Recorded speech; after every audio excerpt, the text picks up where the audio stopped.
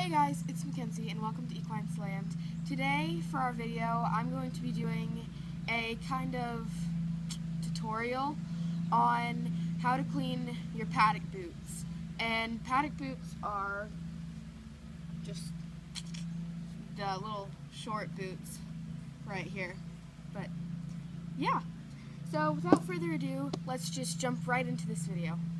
Also, I apologize for the noise of the lawnmower. But yeah, that's what that noise is.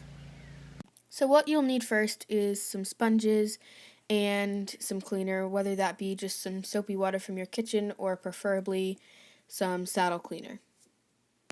Secondly, you'll need cleaning and polishing supplies that you would use on regular dress shoes.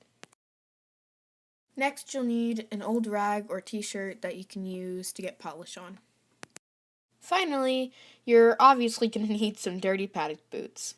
First, you're going to want to remove the laces off of your paddock boots. Then, you're going to want to take your sponge and cleaner, whether that be your saddle soap or your soapy water, and just kind of go over the parts on the bottom that have a lot of dirt and manure on them and scrub that off. If you have big chunks underneath where your boot slides into the stirrup or along the sides down here, you can use a pen or like a pencil that has a clip on the side and use that to just kind of get in there and scrape out little pieces that have hardened into chunks, and that will make your job of sponging much easier. Also, you will probably run out of the amount of water in your bowl, or it will get really dirty like this. So that'll be less of a problem if you use like a squirt bottle of saddle soap. But if you're using just a bowl of soapy water, you're probably going to need to refill it every once in a while.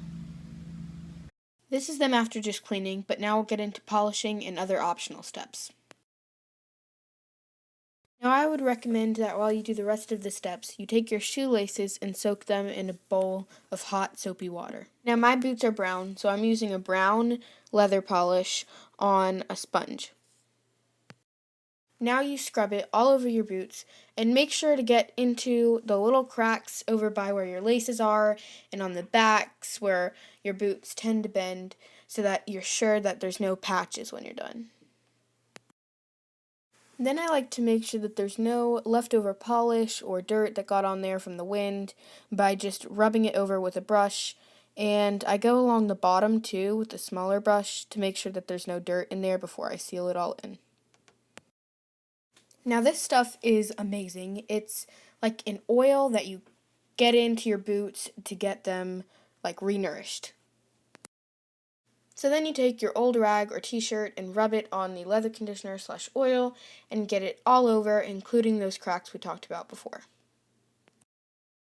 Today I'm actually using 2 different sealant sprays, but this is the first one I'm using, and what you need to make sure you're doing is holding it back far away from your boots. You don't want it to be too close, otherwise it will be very liquidy, and you really don't want that because that'll make your surface of your boots really uneven. Like I said, you don't want liquidy droplets all over your boots, so what I'm doing is I'm taking this soft brush right here and rubbing it around on my boots to make sure that there's no liquid droplets piled up. So this is the second spray I'm using, and it came with wallabies actually, but on the back it says it can be used on leather, so I actually really like to use it on my riding boots. I feel like it's really, really, really good.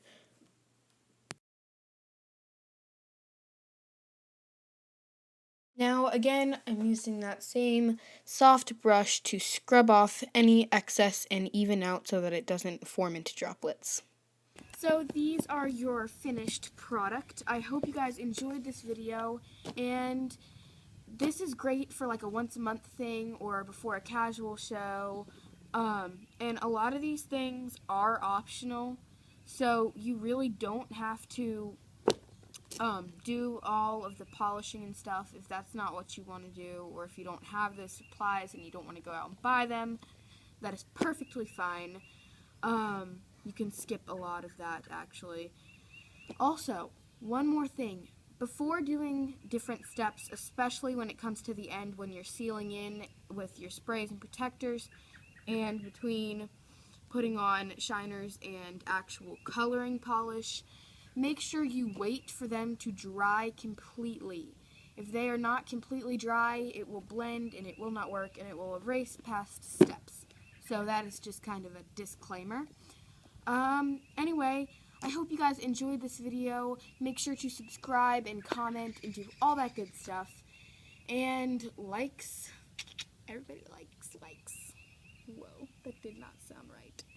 Anyway, right after this segment that I am filming as we go right now, I will have some bloopers from making this video with my sister. It was lots of fun, and I love you guys, and see you later, I guess. That's gonna go in the bloopers.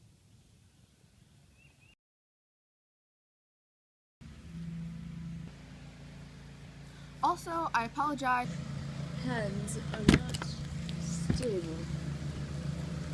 Oh shoot, it's been Bloop. Ow.